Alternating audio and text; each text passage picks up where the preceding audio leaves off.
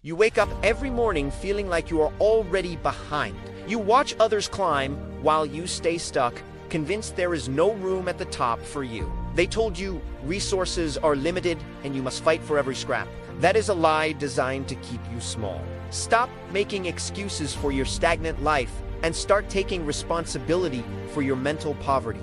Your scarcity is a choice, not a circumstance. Implement the +1 protocol. Every time you see someone else win, find one way to help another person do the same. Shift your focus from what you lack to what you can contribute. Soon, you will stop seeing walls and start seeing open doors.